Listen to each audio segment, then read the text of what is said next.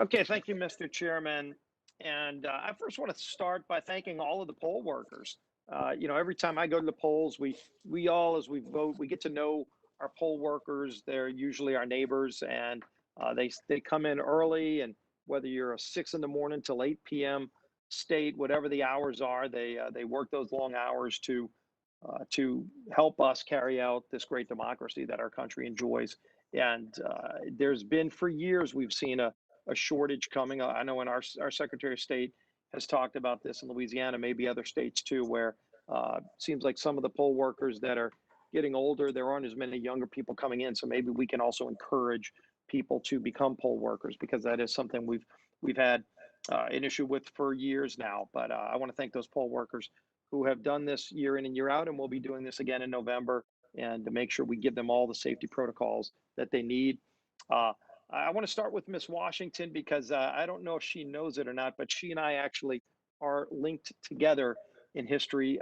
We both had roles in the movie Ray, which was filmed in Louisiana. That's right. I think her role might have been a little more prominent than mine. We're both listed in the credits, but congratulations, Jamie Foxx. I got to work with him for a few days. He won the Academy Award and did a great job, and so did you. So thank you for coming to Louisiana and being a part of making that movie, and for the work that you do to encourage people to vote. I think it's important.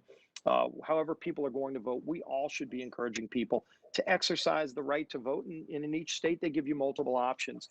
And those options are there for important reasons. They're debated heavily in state legislatures, and then they're worked so that a Secretary of State can actually carry that out properly.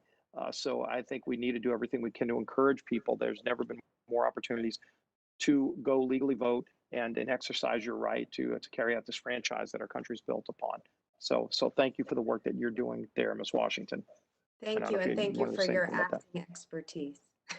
that. Yes, you've done a little better than me there in that regard. I want to ask Mr. Ashcroft. I know you've been Secretary of State there in Missouri, carrying out the job that all secretaries of state do so well. Kyle Ardoin, Louisiana Secretary of State, I've had a great working relationship with him. And as he's needed things through the years, but especially through COVID, we've worked as well too. And I'm sure you work with Blaine Lukemeyer and other members of your delegation. And in terms of the things that you need to carry out a safe election in this environment, I would imagine you've had experiences with primaries during these last few months. What are the things you've seen that work really well to, and you've been the head of the Secretary of State's Association, I think, on the Republican side, so you hear stories from other members too. What are you hearing from secretaries of state and things that they need to do to make sure that we can have that in-person opportunity just as well as the other early voting options that there are for people? As an engineer, it's just a logistical exercise. How do you get people to a location, their votes to a location, give them time to mark them, and then securely count them? We follow the guidelines of the CDC to give people space, to have extra poll workers, to have large polling places, to remind people to keep their distance. We've reached out to manufacturers as to how to disinfect their equipment, and we've used one-time pens and that sort of thing. It's common Yeah. sense. It's everything your mom So all told of you. those good, all those CDC guidelines that we talked about earlier, these guidelines from CDC that they put out. Uh, I think some of the things you just mentioned. And now I want to bring you to the other point that is a big concern of a lot of people, and that is the integrity of the vote.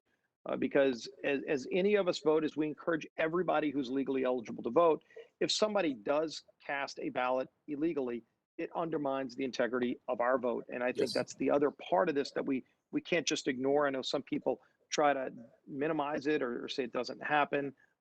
We know it happens. I mean, there are cases, New York, just last year, people bribed non-residents to falsely register and vote. Pennsylvania, you had an individual who was picking people up and convinced them to fill out applications for deceased people.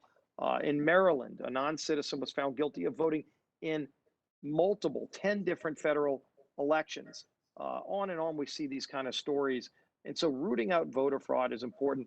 Making sure that we at the federal level don't force states to do anything that would undermine their integrity of their elections is important as well. We talked about in my opening statement the 28 million ballots that have gone missing.